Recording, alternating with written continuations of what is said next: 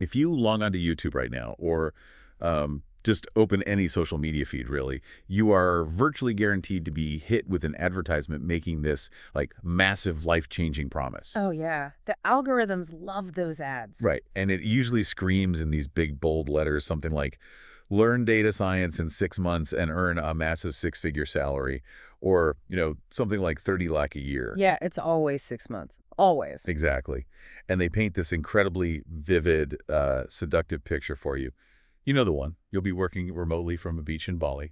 With a laptop and a coconut? Yes. Mm. Setting your own flexible hours and like achieving overnight success simply by typing a few lines of Python code to conjure up some magical artificial intelligence. It's a phenomenal piece of marketing, I'll give them that much. I mean, it really is. But today, we're going to tell you exactly why that is one of the biggest, most dangerous illusions in the modern tech industry. It really is. It preys on this very natural human desire for a clean, linear career pivot. Oh, for sure. You know the narrative, right? Like you learn the syntax, you pass a multiple choice test, you get a digital certificate, and boom, a recruiter instantly hands you a high-paying job. Just like that. But the reality we are unpacking in today's deep dive, drawing from some incredibly sobering industry analysis on the hidden realities of this career, well, it shatters that straight line completely. Which is exactly why we're here. So whether you are actively prepping for a career pivot, or maybe you're trying to wrap your head around the modern tech landscape, or you're just insanely curious about what actually goes on behind the doors of tech companies, we're going to cut through that murkiness. Yeah, that's the goal. Our mission for you today is to completely strip away the bootcamp marketing hype. We want to show you what this job actually demands. Because to be a true data scientist, you cannot just be one thing. You really can't just be a coder. Right. You have to simultaneously operate as an engineer, a mathematician, a rigorous researcher, a software developer, and a high-level business consultant. Like all at the exact same time. That is just, that sounds exhausting. It is. And that multidisciplinary nature is where the friction really begins for newcomers. Think about traditional professions. Okay. If you study accounting, your primary domain is accounting. If you study graphic design, you focus on visual communication. Data science is an aggressive convergence of completely different domains. So it's not just one skill set you're mastering. Not at all. On Monday, you might have to think like a systems engineer to build a data pipeline that won't just crash when 10 terabytes of data flow through it. Oh, wow. Yeah. And then on Tuesday, you're reasoning like an academic mathematician to figure out why an algorithm is producing biased probabilities. And then what? Well, on Wednesday, you're acting as a software developer. You're refactoring your code so it's clean, modular, and actually scalable for your team. Right, because other people have to read it. Exactly. And then on Thursday, you are sitting in a boardroom acting as a business consultant, trying to explain to a CEO why revenue's dropping using the data you just processed. And I'm guessing the CEO doesn't care about your terabytes or your algorithms at all. Not even a little bit. They just want to know how to stop bleeding money. Yeah, that makes sense. They expect one single individual to seamlessly swap between these incredibly demanding hats. But the marketing industry has distilled all of that complexity down into a single, highly marketable product, which is Python. Let's jump right into that, actually, because this is framed in our source material as the biggest lie in the industry. Oh, it really is. This deeply ingrained idea that mastering Python syntax essentially makes you a data scientist. Yeah, wild how pervasive this is. It's everywhere. Believing that writing Python makes you a data scientist is like believing that buying a premium stethoscope instantly makes you a cardiologist. Yes. Or buying a really expensive set of paintbrushes automatically makes you a master artist. Exactly. What's fascinating here is I see this constantly with junior candidates. All the time. Really, just walking in thinking they know everything. Yeah. But think about it. A doctor doesn't become a doctor because they know how to hook up an EKG machine or hold a scalpel. Right. That's just the physical action. Exactly. They become a doctor through years of agonizing study over human anatomy, cellular biology, and pathology. The stethoscope is just the physical tool they use to interact with the underlying system they actually understand. So Python is just the stethoscope. Python is just a tool. It is merely the medium through which statistical ideas are translated into working solutions. But I want to push back slightly here, or at least play devil's advocate for the listener who might be, taking a coding class right now. Sure, good. I can completely see why people fall for this illusion. Python, especially when you use these pre-built libraries like NumPy, Pandas, and scikit-learn, it gives you this massive rush of instant Oh, gratification. absolutely. It feels amazing. Right. You can literally write 5 lines of code, import a machine learning library, and boom, you've trained an AI model right on your laptop. It feels like you've unlocked the secrets of the universe in a single afternoon. It feels like magic, absolutely. And that illusion of competence is just intoxicating. Intoxicating is the perfect word for it. You run the script, no errors pop up, and you get a prediction. But writing code that simply executes without throwing a syntax error is a completely different universe from understanding why that code works. Right. Real data science doesn't start when you figure out how to call the fit function to train a model. Real data science begins exactly where those basic coding tutorials end. So what is the professional doing differently than the beginner? The professional isn't asking, how do I type this command? They are asking, what underlying assumptions is this specific algorithm making about my data? And more importantly, under what conditions is this model going to completely and spectacularly fail? Okay, let's make that concrete for the listener, because every single algorithm has its own specific baggage, right? It's not just a magic box you throw data into. Let's walk through some of these. Let's do it. Think of machine learning models like a toolbox. If you use a linear regression model, you are fundamentally assuming that there is a strict straight-line relationship between your variables. Meaning if one goes up, the other goes up at a constant rate. Exactly. But the real world is rarely a straight line. If you apply linear regression to complex, nonlinear human behavior, your predictions will be garbage. Even if the Python code ran perfectly. Even if the code ran perfectly, it's the wrong tool for the job. What about something more complex, like decision trees? I know those are incredibly popular right now. Decision trees are great because they mimic human decision-making. You know, if the customer is over 30, go down this branch. If their income is over $50,000, go down this branch. Sounds logical enough. It is, but the fatal flaw of a decision tree is something called overfitting. Wait, explain overfitting. Is that when the model just memorizes the data instead of actually learning from it? That's a perfect way to put it. Imagine a student who is preparing for a math test.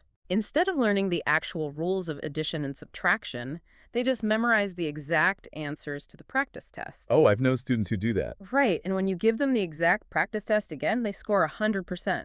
They look like an absolute genius. But then the real test comes? Exactly. The moment you give them a new test with different numbers, the real exam, they fail completely. That is overfitting. Wow. So the decision tree does that. Yeah, a decision tree will create incredibly complex, hyper-specific rules to perfectly classify the data you trained it on, including all the random noise and errors. So how do you fix a student who is just memorizing the practice test? Well, in the algorithmic world, you might upgrade to a random forest. Okay, a random forest. Right. Instead of one decision tree, you build hundreds of them, all trained on slightly different random subsets of your data. Then you have them vote on the final prediction. That sounds way more robust. It drastically reduces overfitting. But here is the trade-off. You sacrifice interpretability. Meaning you don't know how it made the choice. Exactly. With one tree, you can trace exactly why a decision was made. With a forest of 500 trees voting simultaneously, it becomes a black box. Oh, I see the problem there. If you are predicting whether someone gets approved for a mortgage and the random forest denies them, the regulators are going to ask you why. And you can't just say, the trees told me so. Right. If your only answer is, well, my 500 imaginary trees voted on it, you are going to be in a lot of legal trouble. And I imagine this gets even worse with neural networks, which are all the rage right now. I mean, everyone wants to build deep learning models. Oh, definitely.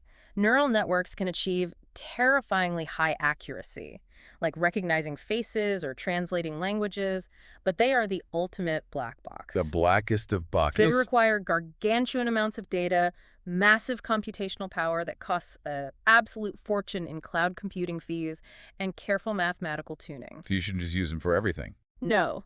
You don't use a neural network to predict next month's sales based on a spreadsheet of 50 rows. But beginners try to because they learned the Python syntax for it. So the real job is being able to explain your choice, like defending why you used a simple logistic regression instead of a massive neural network using actual statistical evidence. Exactly. And anticipating when that choice will blow up in your face. There is a terrifying phenomenon called data drift. Data drift, what is that? Let's say you build an algorithm for an e-commerce company in 2019 to predict what products people will buy together. Okay, make your recommendations. Right. You train it on millions of transactions. It achieves 98% accuracy. You deploy it to the live website. Then, in March 2020, a global pandemic hits. Oh man, I see exactly where this is going. Suddenly, residential customers are logging on and buying 50 rolls of toilet paper, webcams, and bread-making flour. Because everyone is trapped at home. Yes. But your 2019 model looks at that behavior and classifies them as a commercial hotel or a restaurant, because prior to 2020, only hotels bought toilet paper in bulk. That's hilarious. So what does the model do? The algorithm starts recommending industrial deep fryers and bulk ketchup to a soccer mom. Oh wow. The Python code hasn't changed. There are no software errors, the code is running flawlessly, but the model has completely failed. Because the universe changed, the underlying human behavior drifted away from the data the model was trained on. Exactly, and when that happens, you cannot fix it by Googling a Python command. Right. Stack Overflow won't save you there. It won't. You have to use deep analytical reasoning to investigate the root cause, identify the drift, and retrain the mathematical weights of the system. Which brings us to the most painful reality check of this entire career path. If Python is just the stethoscope and algorithms are just the treatments you prescribe, what is the actual anatomy that you are studying? Oh boy, here we go. It's the foundation that almost every single beginner tries desperately to avoid. We need to talk about the mathematics. The math nobody wants to learn. It is the most uncomfortable truth in data science.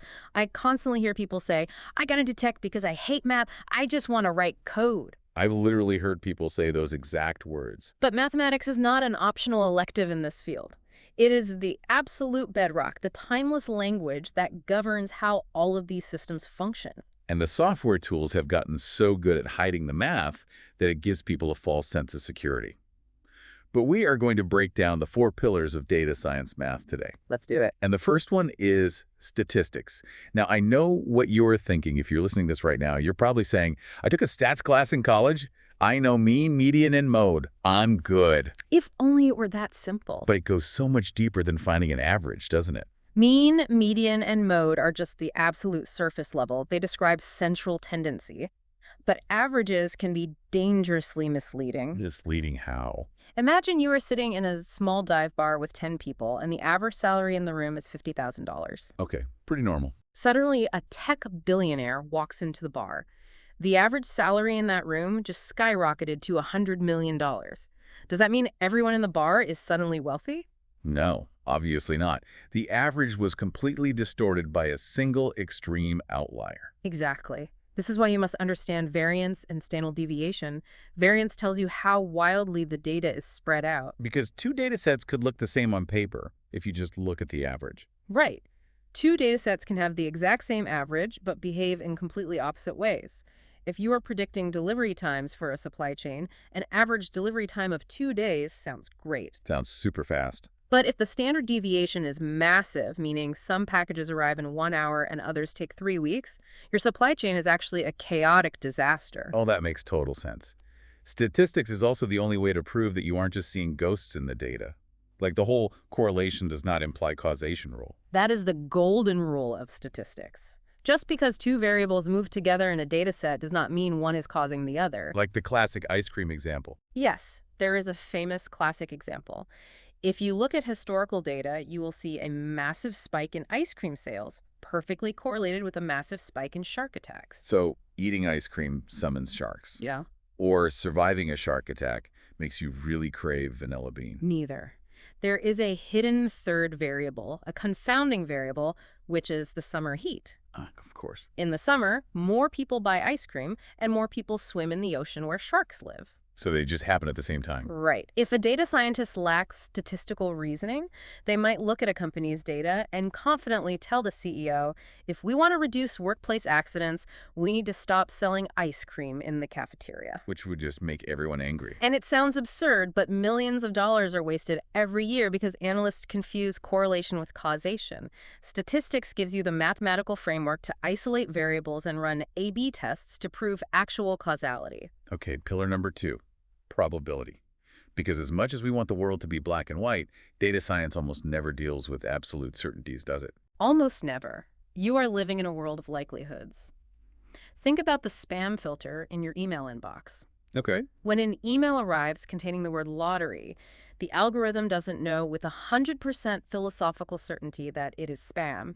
It is calculating the probability. Based on previous emails it's seen. Exactly. Based on millions of previous emails, it determines there is a 99.2% probability this is spam, and it filters it out. Or credit scoring. When you apply for a credit card, the bank's algorithm isn't gazing into a crystal ball to see if you will definitely pay them back. It is estimating risk. It looks at your credit history, your income, your debt-to-income ratio, and calculates the probability of default. So it's all about distributions. Understanding probability distributions like the normal distribution, the binomial distribution, Poisson distributions, it allows you to quantify uncertainty. And communicating that uncertainty to business leaders is crucial. Because you can't promise a specific number. You never say, this marketing campaign will generate $1 million. You say, we have a 95% confidence interval that this campaign will generate between $800,000 and $1.2 million. All right, now we hit the third pillar. The one that genuinely terrifies people. Linear algebra. Oh, yes. I remember looking at this in college and thinking, when on earth am I ever going to use a matrix in the real world? It is the most intimidating one for beginners, by far, but it is the absolute engine of modern artificial intelligence and deep learning. Every single data set you will ever work with is fundamentally a matrix. Let's visualize that for the listener really quick. If you have an Excel spreadsheet, you are essentially looking at a matrix. Yes, exactly. The rows are the observations, say, individual houses for sale. And the columns are the features, square footage, number of bedrooms, age of the roof. Exactly. You are representing real-world objects as arrays of numbers. And machine learning algorithms learn by performing complex mathematical operations on these matrices. Concepts like vectors allow you to represent data in multi-dimensional space. Let me stop you there, because multi-dimensional space sounds like science fiction. It does sound like sci-fi, but it just means more columns in your spreadsheet. Oh, yeah. If you have 2 columns, height and weight, you can plot a person on a 2D graph. If you add age, you have a 3D graph. Makes sense so far. But what if you were analyzing a medical record with 500 different health metrics? You can't visually draw a 500-dimensional graph, but linear algebra can perform math within it effortlessly. The outline for this deep dive mentions something called principal component analysis, or PCA, and uses terms like eigenvalues and eigenvectors. That's a mouthful. Yeah, I'm going to need you to break that down without the jargon. What actually is PCA? Fair enough. Imagine you were trying to describe a complex, 3-dimensional object like a fancy teapot to someone, but you can only show them a 2-dimensional shadow of it on a wall. Okay, so they can only see the flat shadow. Right. Depending on where you hold the flashlight, the shadow might look like a useless round blob, or it might capture the exact silhouette of the spout and the handle. So you have to find the best angle. Exactly. Principal component analysis is the mathematical process of finding the absolute best angle to shine that flashlight. Oh, wow. It allows you to take a data set with 500 columns and compress it down to 50 columns while preserving the most important identifying information. It literally squashes data down so your computers can process it faster. And what about eigenvectors? Eigenvectors are simply the math determining the direction of that flashlight. That makes so much sense. It's compressing the data without losing the shape of it. Which leads us to the fourth and final pillar, calculus. You called this the engine of learning earlier. Calculus is the study of continuous change. In data science, it is the heart of optimization. Optimization, how does that work? When an algorithm is learning, it makes prediction, realizes it made an error, and then tries to adjust its internal parameters to make a better prediction next time. But how does it know which way to adjust? Should it increase the weight of the square footage variable or decrease it? The outline mentions a concept called gradient descent. I feel like this is where that comes in. Yes. Imagine you are dropped onto the side of a massive, uneven mountain range, blindfolded, and you are told your goal is to find the absolute lowest point in the valley. Okay, so you can't see the bottom. You can't see anything. All you can do is feel the slope of the ground directly beneath your feet with your shoes. If the ground slopes down to the left, you take a step left. Okay, I can picture that. It's like finding your way in the dark. Calculus, specifically differential calculus and derivatives, is the mathematical tool that measures that slope. It calculates the rate of change of your error. So it's measuring the steepness. Yes, gradient descent uses derivatives to constantly point the algorithm downhill toward the lowest possible error rate. When you train a massive neural network, a process called backpropagation uses the chain rule from calculus to adjust millions of parameters simultaneously, step by step, until the model reaches the bottom of the valley. Okay, I have to push back here. I really do. Go for it. I understand the blindfolded mountain climber analogy. It's brilliant. But if I am using PyTorch or TensorFlow, those software libraries handle all of that calculus for me. They do. I don't sit there writing out partial derivatives on a whiteboard. I just type model.compile. So honest question, can't I just drive the car without knowing how the internal combustion engine works? It is the most common question in the industry. It really is. And the answer is yes, you can drive the car without knowing how the engine works. Right up until you were driving 80 miles an hour down the highway, the engine starts smoking, the steering wheel locks up, and you are hurtling toward a ditch. And there's no mechanic around to save you. Exactly. Let's go back to the mountain valley analogy. What if there are multiple valleys? What if your blindfolded algorithm walks down into a small ditch on the side of the mountain, feels that the ground goes up in every direction, and falsely declares, "I found the bottom," when the real valley is a mile away? Oh, because it thinks any upward slope means it's at the very bottom. Yes. That's called getting stuck in a local minimum. Or what if the steps the algorithm takes are too big, and it keeps jumping entirely over the valley, bouncing back and forth on the mountain peaks forever? A Python error message isn't going to tell you, hey, your learning rate in your gradient descent is too high, causing divergence. Never. The library cannot troubleshoot the underlying mathematical structure of the problem. It will just freeze, or worse, it will finish running and hand you an incredibly biased, confident, and completely incorrect prediction. Which could cost a company millions. Companies are paying data scientists six-figure salaries not to type Python code when things go right. They are paying for the rigorous mathematical reasoning required to diagnose and fix the system when things go catastrophically wrong. Okay, so we've established the mathematical engine. We know the tools. You'd think the next step is finally building that glamorous AI. You'd think so, yeah. But this is where we have to talk about the 80-20 rule, because the daily reality of this job is shockingly unglamorous. If I can be blunt, a massive portion of this career sounds like being a professional data janitor. I often call it being a professional data cleaner, and yes, it is the biggest shock for newcomers. The media shows data scientists sitting in sleek labs designing neural networks to cure diseases or drive autonomous cars. Yeah, real Tony Stark stuff. The reality inside most corporate offices is drastically different.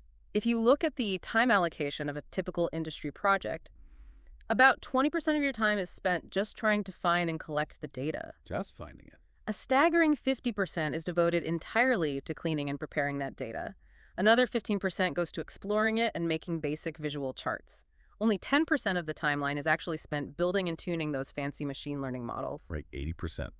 If a company is paying someone $150,000 a year, you're telling me they are spending 4 days a week fixing spelling errors and formatting issues in a spreadsheet. Yes. Absolutely. Because if they don't, the multi-million-dollar AI initiative will be completely worthless. It is the absolute unbreakable law of computer science. GI-GO, garbage in, garbage out. Garbage in, garbage out. A mathematically flawless, incredibly advanced algorithm trained on poor quality, messy data will inevitably produce poor quality predictions. Experienced professionals know a secret that beginners refuse to believe. What's the secret?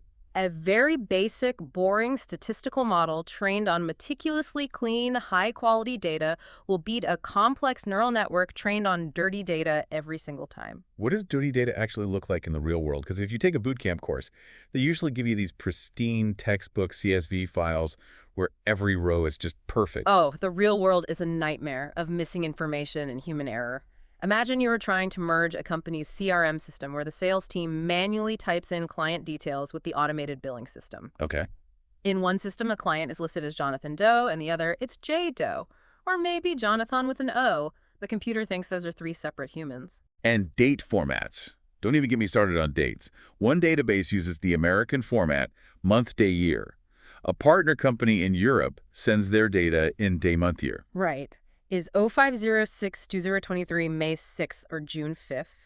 If your algorithm is predicting seasonal sales trends, Getting the month wrong completely destroys the model. It ruins the whole timeline. And then there are typos. I've seen healthcare data sets where a patient's age was accidentally typed as 250 instead of 25. A 250-year-old patient? That's amazing. I've seen product prices entered with a misplaced decimal point, turning a $10 item into a $1,000 item. And you can't just delete those rows. Wrong.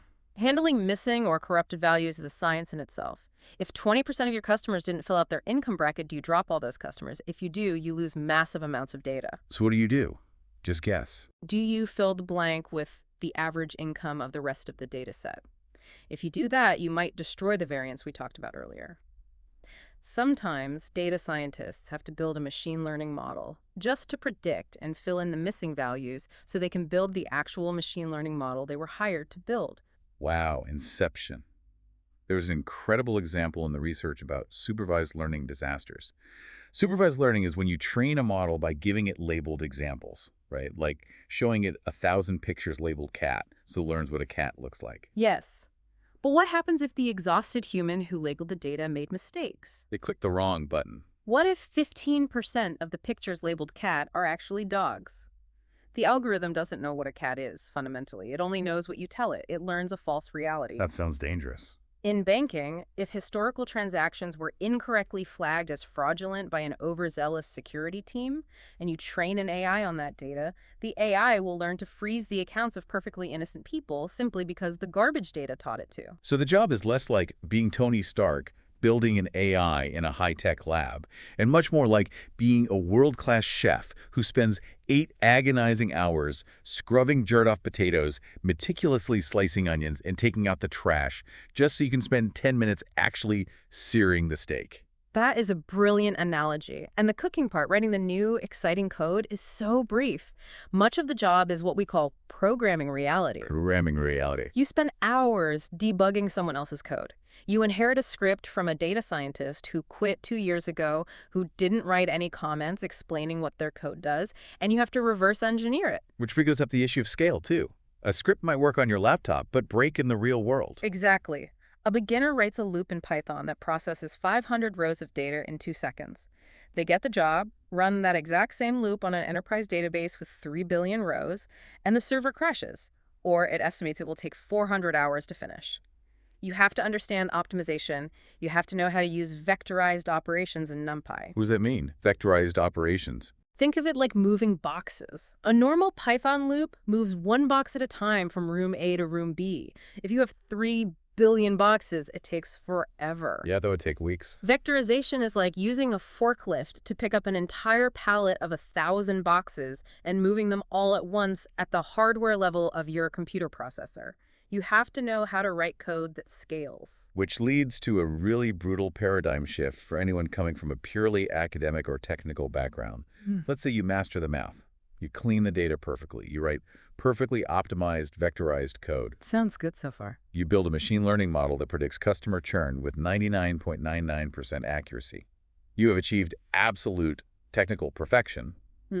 But according to the business imperative we're looking at, well, you might have just completely failed. This is the ultimate paradox of data science. Technical perfection means absolutely nothing if it does not serve the business. That is wild. Let's use your example. You spend 6 months building a model that predicts exactly which customers are going to cancel their subscriptions next month with 99.99% accuracy. It's a mathematical masterpiece. You present it to the executives. And they should be thrilled, right? But then the VP of sales asks, okay, we know who is going to cancel, but our marketing budget is 0, and we don't have the staff to call them, so we can't actually do anything to stop them from canceling. Oh, wow. So the model doesn't matter. Your brilliant model generates 0 measurable improvement in revenue. It doesn't save money. It doesn't increase efficiency. The model is quietly shelved, and the company views your 6 months of salary as a wasted, expensive experiment. Wow. So data science doesn't actually begin with a mathematical question. It has to begin with a business question. Always. Executives do not walk into a meeting and ask, I wonder if we should use a support vector machine or a neural network today. They wouldn't even know what those are. They ask, why are our profit margins shrinking in the Midwest region? Or how can we reduce the millions of dollars we lose to supply chain delays? And the metrics for success change entirely based on the industry you are in. Completely. If you work in healthcare, a successful model is one that reduces the time it takes to diagnose a malignant tumor, directly improving patient survival rates. That's a huge impact. If you work in banking, success might mean detecting credit card fraud instantly. But wait, if your fraud model is too aggressive, it will freeze the cards of legitimate customers trying to buy groceries. Which is a PR nightmare. Those false alarms cause furious customers to cancel their cards.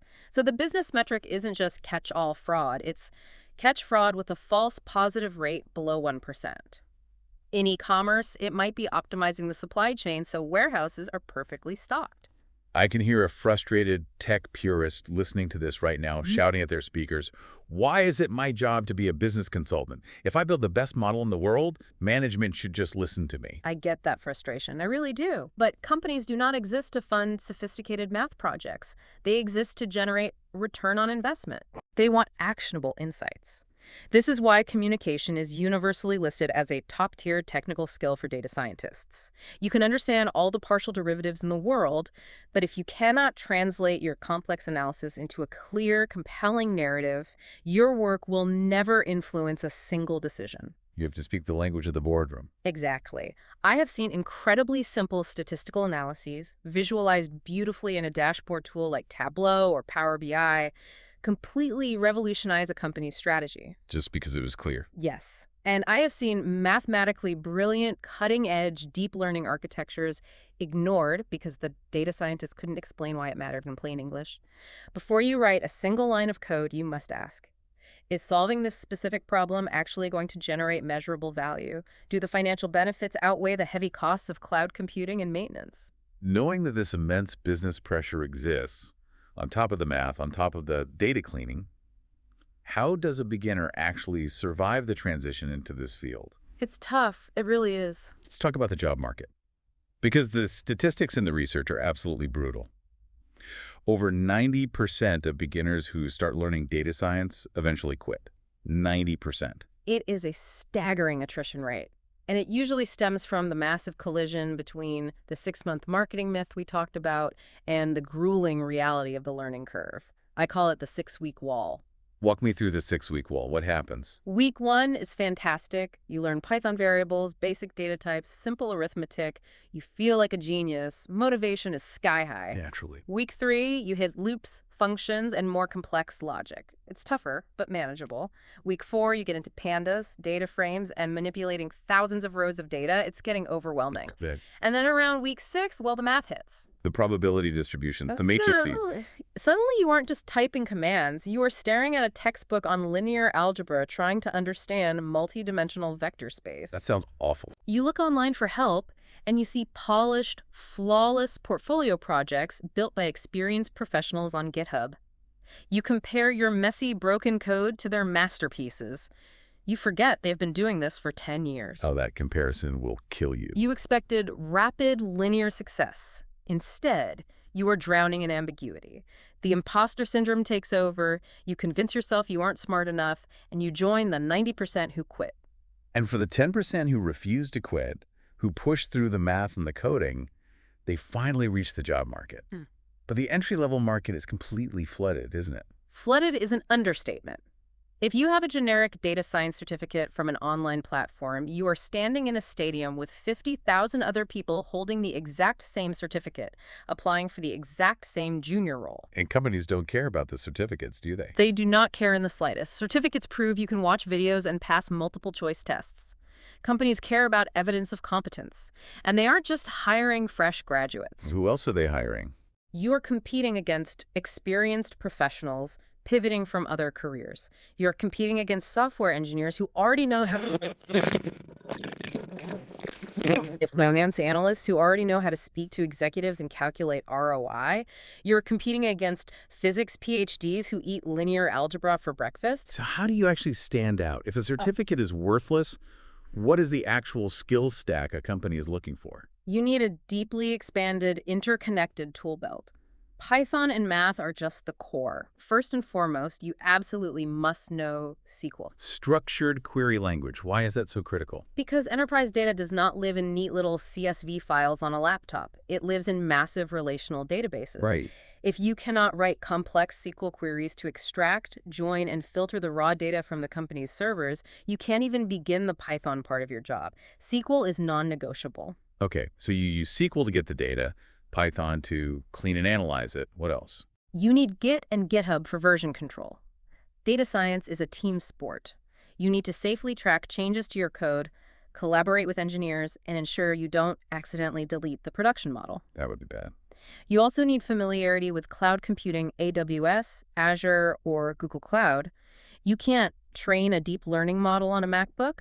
You have to spin up virtual servers in the cloud to handle the compute. Right, the scale issue again. And you need to understand APIs so you can write code that automatically pulls live data from the internet, like live weather data or financial stock tickers, and feeds it directly into your models. So it's not just knowing the tools, it's proving you can string them together into a pipeline. And the way you prove that is through portfolio projects, but not the cookie-cutter ones. Exactly. A hiring manager can spot a copied tutorial project in 5 seconds. Oh, look, another Titanic survivor prediction model. The Titanic model. Yeah, everyone does that one. They want to see real, independent, messy projects. They want a candidate who scraped their own dirty data from the web, wrestled with missing values, connected it to a SQL database, built a machine learning model, deployed it on the cloud, and most importantly, wrote a compelling business summary of what the data actually revealed. It sounds incredibly intense. The mental pressure of this career. Yeah. It's like the difference between solving a 1,000-piece jigsaw puzzle with the picture clearly printed on the box versus being handed a puzzle where half the pieces are missing, the shapes of the pieces keep mutating, and you don't even know if it's supposed to be a picture of a landscape or a portrait. That is exactly what it feels like. In a traditional job, if you follow the correct procedure step by step, you are guaranteed a successful outcome. Right, like baking a cake. In data science, you can do everything perfectly. You can spend a month cleaning the data, tuning the hyperparameters, writing flawless code, and running the models. And at the end of the month, you realize the data simply does not contain a predictive signal. You cannot predict the outcome. The model fails. Failure is literally built into the daily routine. It is constant. But in data science, a failed experiment is not a reflection of your intelligence. It is the scientific method in action. Right. Thomas Edison didn't fail 1,000 times. He found 1,000 ways not to build a light bulb. Every model that fails provides critical information about what doesn't work, narrowing down the search space. But that's hard to remember when you're frustrated. It is. You have to possess the mental resilience to separate your personal self-worth from the experimental outcomes. You have to be comfortable navigating total ambiguity.